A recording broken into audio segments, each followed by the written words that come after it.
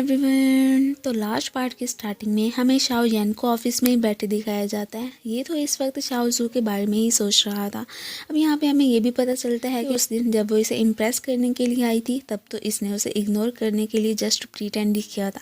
दिल तो वो ऑलरेडी उसे दे चुका होता है। और ये भी कि जब वो अपने और किसी कॉलीग के साथ फ्लर्ट करने की कोशिश कर रही थी तब भी ये बहुत ही ज़्यादा जेलिस हुआ था।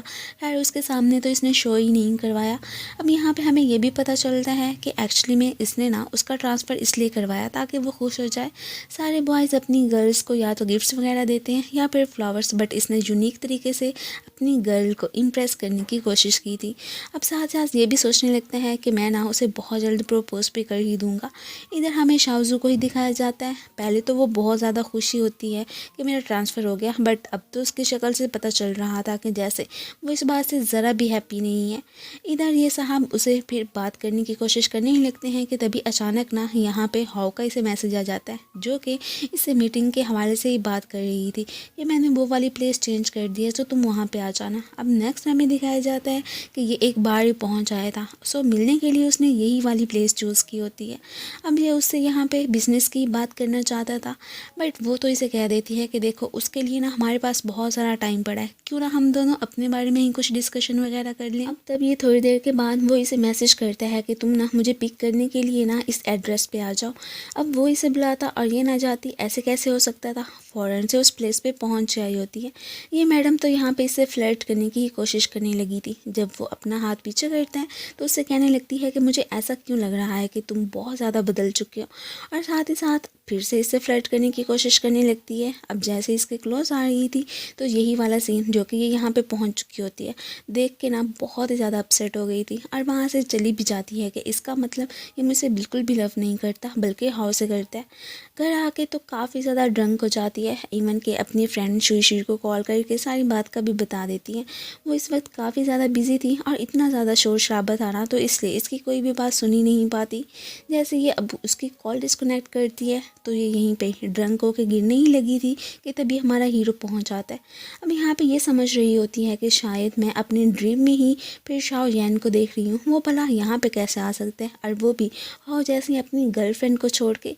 अब तभी इससे अपने लव की कन्फेशन भी कर लेती है कि क्या आपको पता है मैं आपसे बहुत ज़्यादा लव करती हूँ। वो यहाँ पे इसे यही कहने लगा था कि तो ठीक है, अगर तुम मुझे इतना ज़्यादा लव करती हो तो मुझे भी प्रूफ करके दिखाओ ना। ये तो फिर जल्दी से यहाँ पे उसे किस कर लेती है एंड देन इसी के साथ ही ये सीन तो कट ही हो गया था। अगले दिन जैसे ही ये फिर उठती है ना, इसे तो यही लग रहा था कि जैसे रात को मैंने ड्रीम ही देखा था, वो सपना था और कुछ नहीं। भला शाओ जैन मेरे पास कैसे आ सकता है। अब इसके बाद जैसे ही ऑफिस आती है तो यहाँ पे इसे पता चलता है कि कुछ टाइमिंग वगैरह बॉस ने चेंज कर दी है। ये हैरान तो हो रही होती है कि आखिर वो ऐसे कैसे कर सकते हैं। अब तभी अचानक वो भी यहाँ पे पहुँच आया था। इन दोनों के बीच अभी भी कोई भी बात नहीं होती। इसके बाद ये दोनों बेस्टीज़ तो अपने डिपार्टमेंट ही पहुंच आई होती हैं। अब यहाँ पे ये तो फिर शाओ जैन से काफ़ी ज़्यादा इम्प्रेस लग रही थी कि वो बहुत ही नाइस है, और साथ ही साथ अब मुझे पता चला है कि हैंडसम भी। देखो उसने मेरे आइडिया को कैसे यूज़ किया है, और इवन कि हमें प्रोडक्शन लाइन में भी शामिल करने का उसने सोच लिया, और आज हमारी मीटिंग भी है। अब यहाँ पे इसे तो उस पर बहुत ज़्यादा गुस्सा ही आ रहा होता है कि वो मुझे इग्नोर कैसे कर सकता है। अपनी बेस्टी को भी इसने बता दिया था कि कल हाउ ने उसे प्रपोज़ किया था। अब ये सुन के वो तो एकदम सरप्राइज रह जाती है कि क्या सच में। अब इससे पहले कि इनके बीच कोई और भी बात होती, ऊपर से अचानक इसे ना फिर शाओ यान की कॉल आ जाती है कि जल्दी से आओ, मीटिंग स्टार्ट होने वाली है। उसके जाते ही ये और ज़्यादा अपसेट हो गई थी कि इसका मतलब मीटिंग में सिर्फ उसने इसे ही बुलाया, मुझे क्यों नहीं बुलाया। अब वो इतना ज़्यादा बिजी होता है कि इससे कोई भी बात नहीं करता। ये सब देख के इस बेचारी का दिल तो बहुत ज़्यादा दुखता रहता है। अब बाद में वो इससे बात करने के लिए आया ही था, बट ये कॉल में काफ़ी ज़्यादा बिजी होती है, इसलिए वहाँ से चलता बनता है। इसने तो उसे फिर देखा ही नहीं होता। अब रात के वक्त हाउ की कंपनी और शाओ यान की कंपनी की कॉर्पोरेशन सेरेमनी ही थी, और ये दोनों बेस्टीज यहाँ पे टीवी पे ही सब कुछ देख रही होती हैं। अब उन्हें जैसे ही गले मिलते देखती हैं ना, तो ये तो बहुत ज़्यादा जेलिस फील करती है कि ये उसके इतने क्लोज आने की कोशिश क्यों कर रहा है। अब ये सब देख ही रही होती हैं कि तभी सोशल मीडिया पे एक पोस्ट पढ़ के इसका दिल तो और ज़्यादा ज़्यादा दुख जाता है। अब यहाँ पे इसने कोई डायमंड की रिंग पहनी हुई थी और सब यही कह रहे होते हैं कि शायद शाओ यान ने इसे प्रपोज़ किया है। इस बेचारी का तो दिल और ही टूट के रह जाता है कि वो मेरे साथ ऐसे कैसे कर सकता है। शाओ यान और शाओ जू की उस किसके बाद से ये तो रात को पिगी नहीं बनता, मीन के कम्प्लीटली ठीक हो चुका था। अब इसे भी पता चल चुका होता है कि एक्चुअली में मुझसे ना शाओ जू ही लव करती है। इधर ये भी सोच सोच के परेशान हो रही होती है कि रात तो हो चुकी है और वो साहब अभी तक पिग नहीं बने।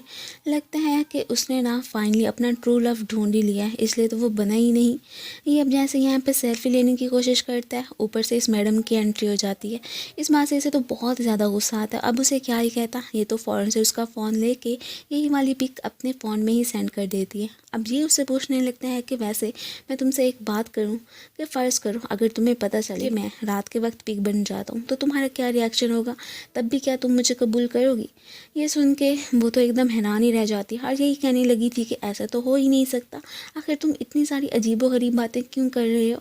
अब यहाँ पे वो इसे कहता है कि देखा यही बात है कि तभी तो मेरे दिल में तुम्हें लेके कोई भी फीलिंग्स डिवेलप नहीं हुई हैं, तुम्हें तो इस बात से कोई फ़र्क ही नहीं पड़ता है। हाँ, एक लड़की ज़रूर है जो कि मुझे हर हाल में ही एक्सेप्ट करने को तैयार है। ये सब सुन के अब हाउ को भी पता चल गया था कि ये किसकी बात कर रहा है। उसे भी पता था कि बहुत पहले से ही ये तो शाओ जू को ही पसंद करता है। हाउ की इसके यहाँ तो दाल बिल्कुल नहीं गलने वाली थी, इसलिए वो फिर वहाँ से चलती बनती है। उसके जाने के बाद ये तो यहाँ पे शाओ जू को मैसेज वगैरह करता है कि मैं घर आके तुमसे बात करूँगा। ये जो कि अब यहाँ पे हाउ की पोस्ट ही देख चुकी थी ना, बहुत ज़्यादा अपसेट हो जाती है कि इसका मतलब वो मुझसे बिल्कुल लव नहीं करता। और ये बात भी सच है कि उसने ना हाउ को रिंग दी है। खैर अब ये तो उसके मैसेज का इसलिए जवाब नहीं दे रही थी क्योंकि इस वक्त वो पोस्ट देखने में ही बिजी होती है। अब जैसे ये घर जाने लगते हैं तो फ़ौरन से इसे कॉल आ जाती है कि फैक्ट्री में कोई प्रॉब्लम हो गई है, सो जल्दी से वापस आओ। सो ये वहाँ पे पहुँच ही नहीं पाता। घर पे शाओ जू ने तो पैकिंग वगैरह करनी स्टार्ट कर दी थी कि मैंने अब यहाँ पे रह के भी क्या ही करना है, वैसे भी दूसरे सिटी शिफ्ट हो जाऊँगी और वहीं पर जॉब के लिए अप्लाई कर दूँगी। इस वक्त ये बेचारी बहुत ज़्यादा दुखी लग रही होती है।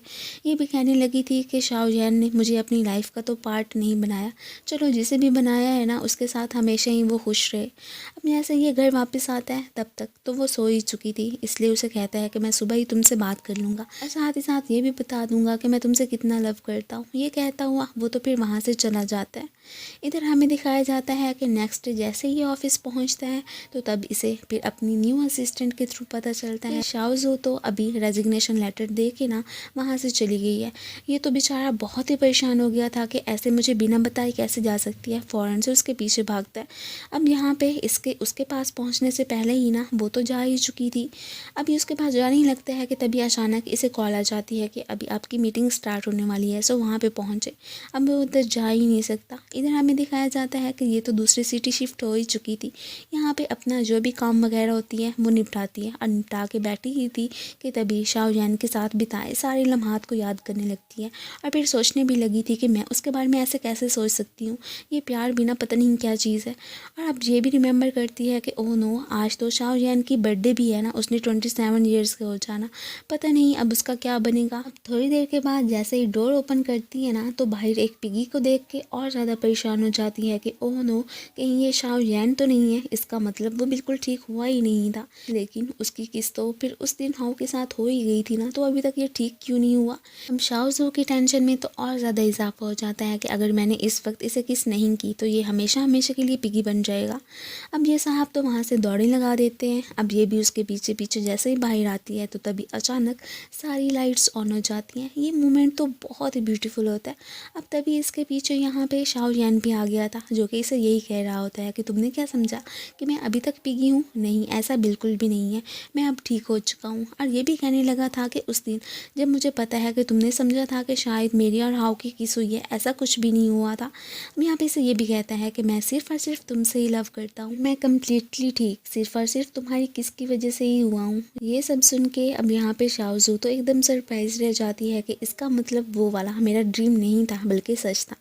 यहाँ पे पे वो इसे फिर मनाने की और ज़्यादा कोशिश करने लगता है कि देखो मैं तुम्हारे बगैर नहीं रह सकता हूँ, और इससे अपनी फीलिंग्स कन्फेस कर ही लेता है। अब यहाँ पे उसने भी अपनी नाराज़गी ख़त्म कर ही ली थी। अब वो आखिर कितनी देर तक इससे नाराज़ रह सकती थी।